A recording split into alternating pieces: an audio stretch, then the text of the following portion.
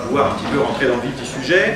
Alors, moi j'aimerais que vous puissiez un petit peu débattre sur justement la confusion. On a parlé d'intégration, d'un point de vue social, d'un point de vue aussi conceptuel. Je pense que dans les concepts d'intégration, mais aussi d'inclusion, là il y a un positionnement qui est intéressant. Cette confusion que l'on a, j'aimerais que vous puissiez un petit peu échanger avec M. Martin. Il y a eu quand même des choses qui ont été dites et je crois qu'il faut éclaircir. Après, j'aurai une deuxième question qui ira plus sur le point de vue des classifications. Parce que si on a mis en avant la date de 1995, c'est bien entendu, sous-jacent derrière le domaine d'action, il y a le souci classificatoire. Mettre de l'ordre dans un certain désordre apparent. Et à partir de là, on va essayer de voir ensemble pourquoi certains font fi de cette classification. Klein, de Linière par exemple, on peut maintenant fonctionner sans classification, je les cite. On est sur l'épanouissement personnel, l'individualisation de l'enseignement. Bref, on n'a pas besoin d'une EPS complète, on va plutôt donc sur laisser du temps aux élèves de s'épanouir et de se réaliser. Alors, premièrement, sur les confusions, d'un point de vue de l'intégration, voire de l'inclusion. Deuxièmement, partir peut-être sur ces domaines, cette classification est-elle utile ou pas? Je pense que c'est un bon débat. Et puis d'un point de vue historique, il y a un livre qui est sorti de Mervieux avec Fracognac qui disait à un moment donné, quand on regarde les textes officiels de 2008, on a l'impression que c'est apprentissage mécanique, de l'exercice, de la mémoire. On revient au texte officiel de 1920. Est-ce que l'EPS va sur ce chemin? Et peut-être qu'en point d'orgue, on peut se poser la question, et je pense que le syndicat, j'ai lu le dernier bulletin, vous voyez que je dis bien, disait que la CP5, ça peut être intéressant, mais vous vouliez plutôt des activités de relaxation, d'entretien de soi, etc. Alors que là, on va sur une obligation au lycée, niveau 4 obligatoire, où on est sur le STEPS, course longue, etc. Est-ce qu'on pourrait un petit peu débattre sur ces trois points? Confusion, intégration. Écoute, vas-y. Allez-y.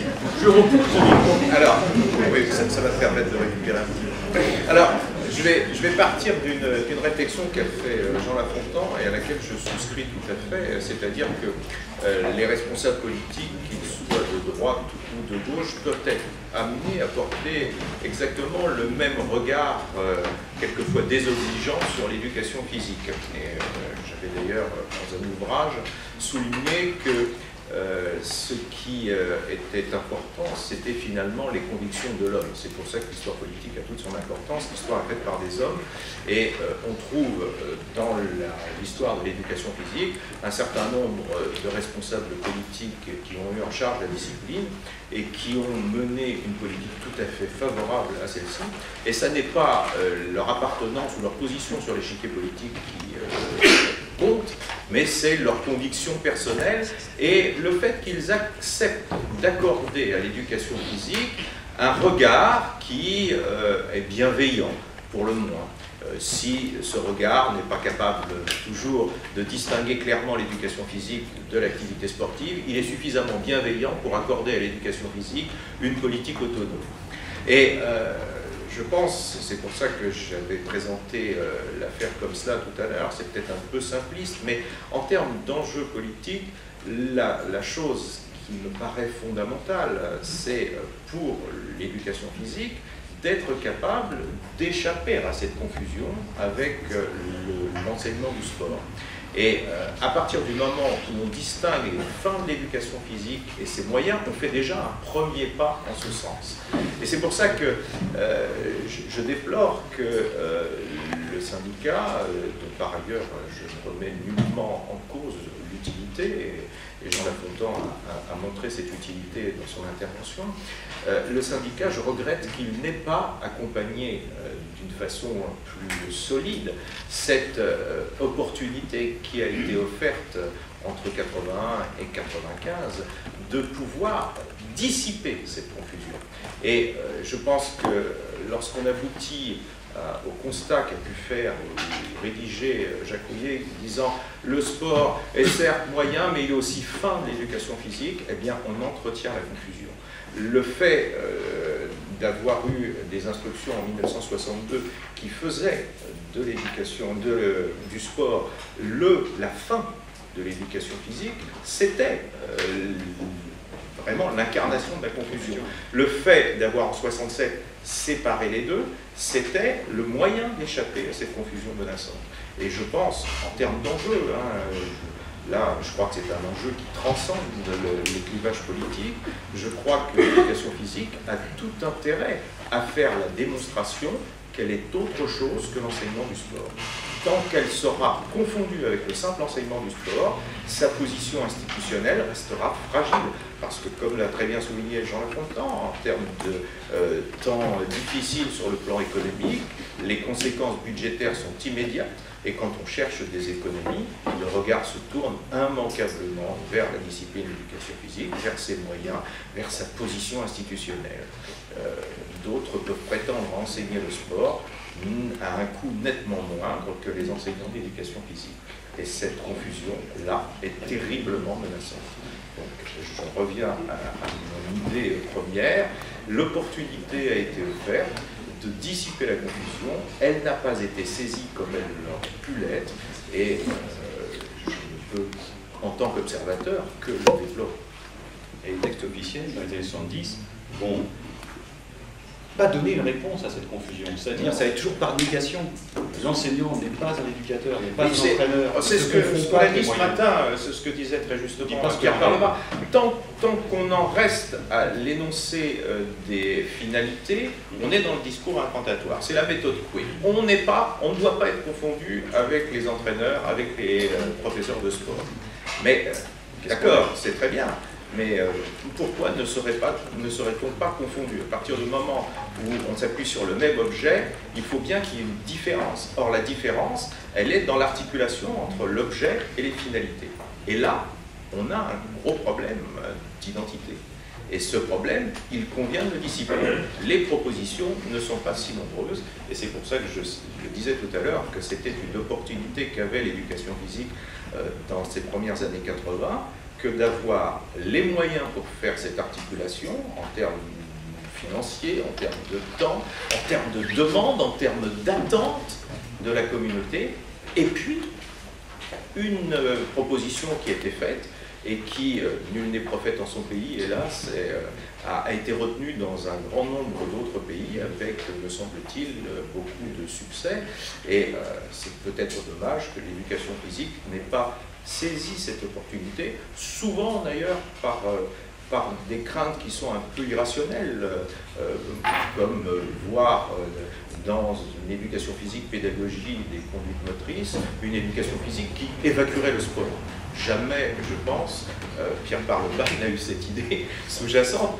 Je pense même que ces propositions, d'ailleurs, pendant un temps, on a essayé d'éclairer ce débat avec deux vocables qui me paraissaient assez mal choisis. On disait qu'il y avait une sensibilité développementaliste et une sensibilité culturaliste. Je me suis inscrit en faux contre ces deux vocables dans un article qui, hélas, n'a pas été publié, mais je pense, par exemple, que les propositions que faisait Pierre Parleva, et il l'a bien évoqué ce matin, étaient très en phase avec l'évolution culturelle des activités sportives, quand il a été l'un des premiers à souligner toute l'importance qu'il y aurait pour l'éducation physique à s'appuyer sur les activités physiques de pleine nature. On ne peut pas dire qu'il était coupé des réalités sociales. Je crois même qu'il était en plein cœur de l'évolution des pratiques physiques dans la société française. Il peut tout se développer sans culture. Mais bon, absolument. Alors, il faut voir. Revenons à la définition que j'ai donnée de l'identité en début. Le sport éducatif, c'est la moyenne de la réflexion des collègues militants sur cette alternative-là. Je veux dire par là que on a un ensemble de collègues qui étaient plus dans la lignée de Deleplace et qui pensaient que l'éducation physique, c'est la connaissance et le faire apprentissage de la logique spéciale, de l'objet spécial de l'activité. Mais le cœur, il est là. Et porter l'idée, à mon avis, qui est partagée par ceux qui pensent, qui sont les tenants du sport éducatif, c'est que il n'existe pas d'épanouissement, d'individualisation qui soit hors de contenus patrimoniaux, de patrimoine culturel. Alors, là j'ai l'explication, mais je reporte la difficulté, qu'est-ce que le patrimoine culturel? Je suis d'accord avec l'interlocuteur de ce matin que si c'est pas la culture contemporaine. Il y a une personne qui a été posée sur la culture. Je ne suis pas d'accord avec cette approche-là. Je veux dire, bon, je ne vais pas brosser rapidement dit, c'est pas une critique, mais je veux dire, bon, ça va vite, mais la vision du patrimoine, c'est de dire les activités sportives qui se créent sont liées à l'inventivité de l'homme qui n'est pas sous la pression de la professionnalité, du travail, du labeur. Kluskar appelait ça une esthétique du travail. Et je crois que c'est une belle idée. Le sport comme une esthétique du travail. C'est-à-dire quelque chose qui permet à l'individu d'inventer en toute liberté des formes de techniques, quelles qu'elles soient, et qui, dans le cours de leur développement, se sportivisent ou se sportifient, suivant les mots des uns et des autres, c'est-à-dire sont repris par la société, prennent de l'ampleur et, j'ai envie de dire, parfois terminent le JO. Le surf, par exemple, il y en a d'autres qu'on pourrait prendre. D'accord? Voilà. Et je crois que ce mouvement-là, c'est le mouvement un peu de fond qui fonde l'approche, je dirais, des tenants du sport éducatif. Donc, ce n'est pas une approche qui s'identifie à l'entraîneur, au spécialiste de telle activité, parce qu'il porte cette activité avec un fardeau terrible. C'est que face à lui, ils ont 20, 25, 30, 40 membres à qui on obligera peut-être de faire de la danse alors qu'ils rêvaient de faire du foot ou autre chose, et dans lequel ils devraient se donner l'objectif de les faire, sur la décision qui est portée de la danse, de leur faire acquérir un niveau d'une certaine excellence par rapport à ce qu'ils faisaient initialement. Et ça, la démocratisation, et je crois que l'échec que nous avons, c'est qu'il faudrait qu'on réfléchisse exactement qu'est-ce que c'est que la démocratisation du sport.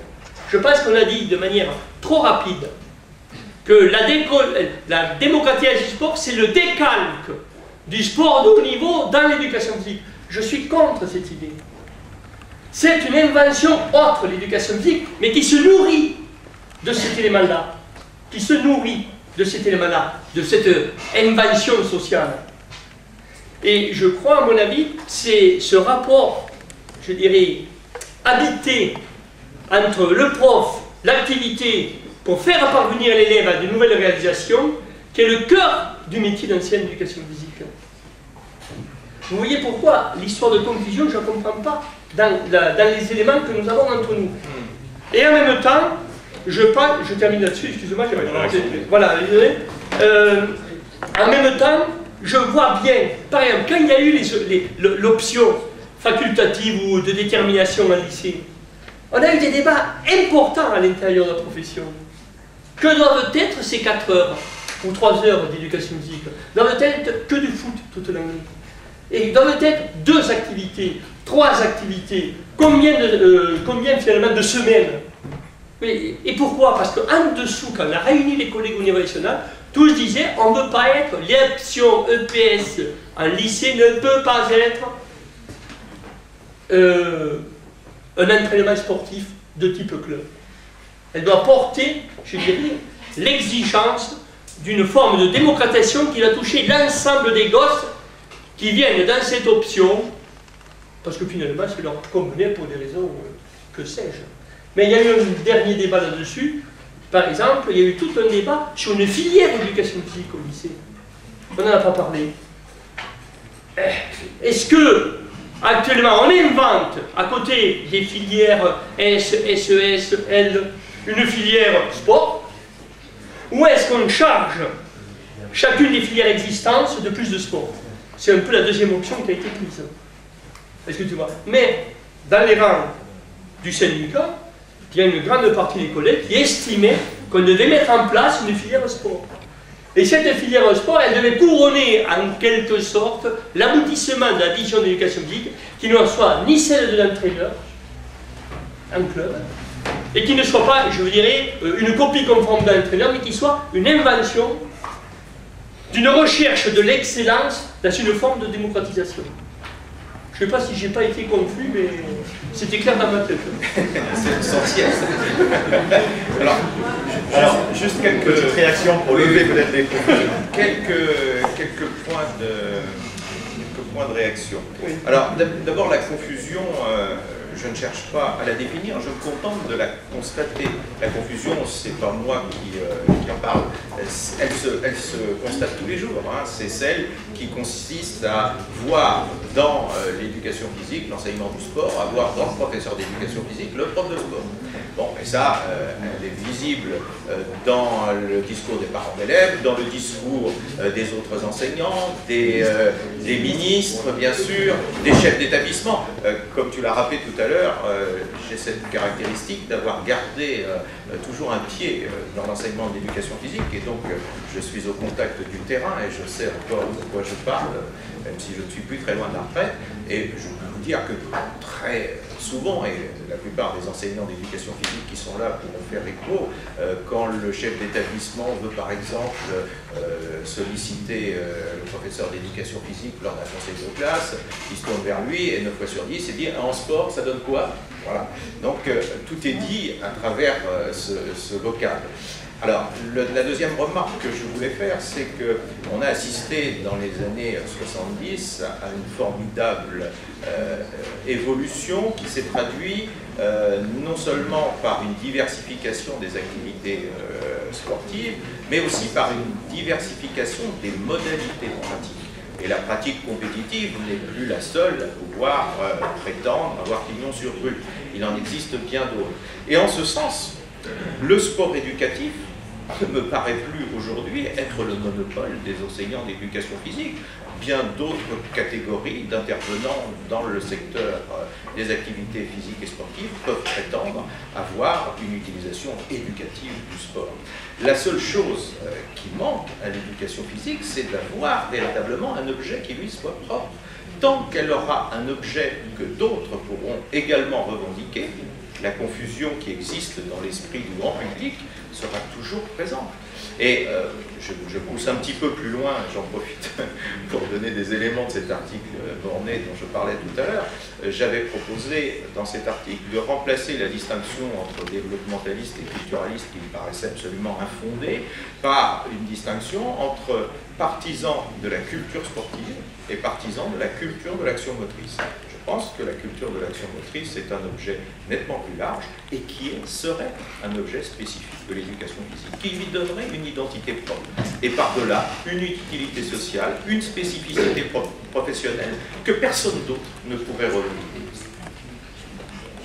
Mais, bon, moi je pense que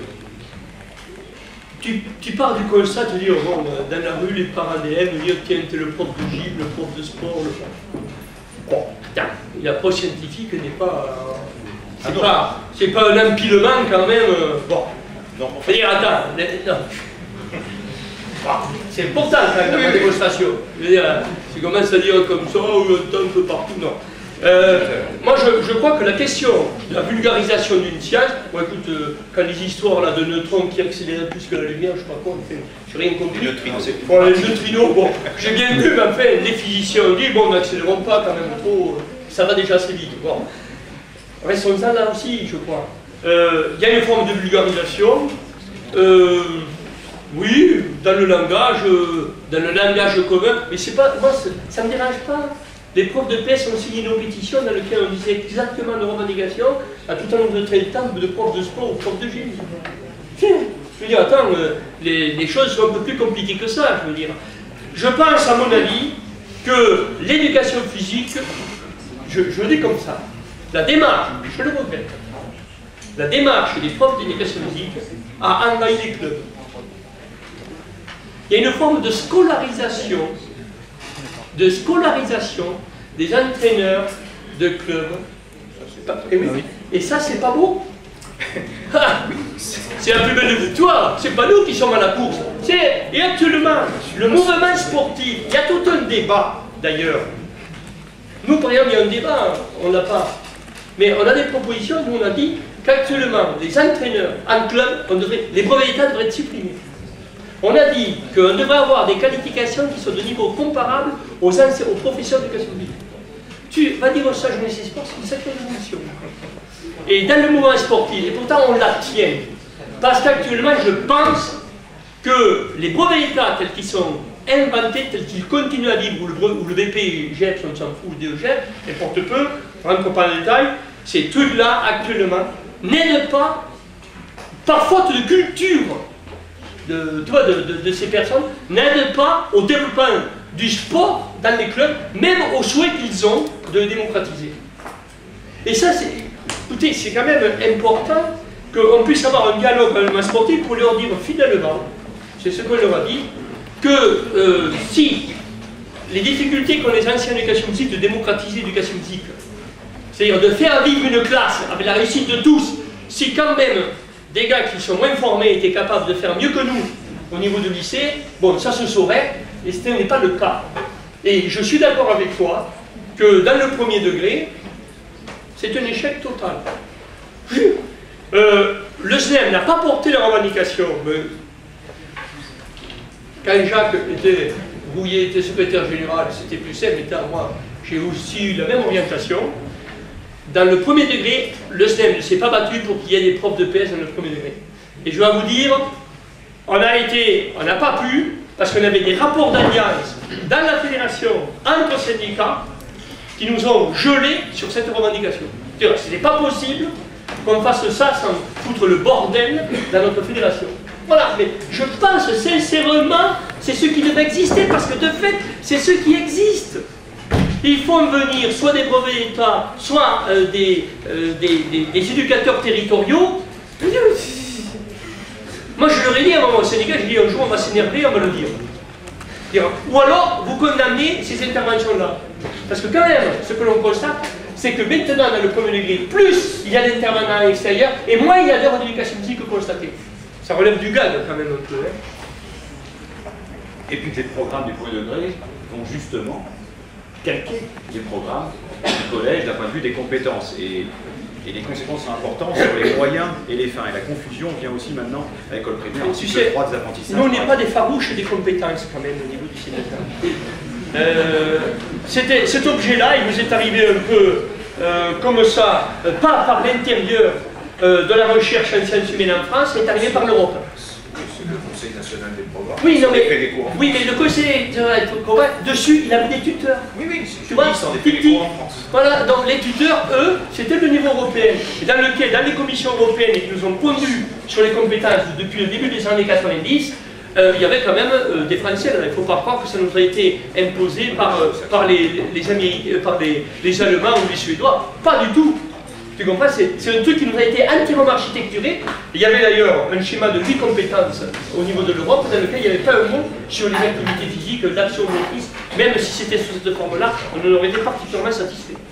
Les compétences viennent aussi du monde du travail. Tout à fait. Sous-jacent, il y a l'évaluation, compétences, évaluation.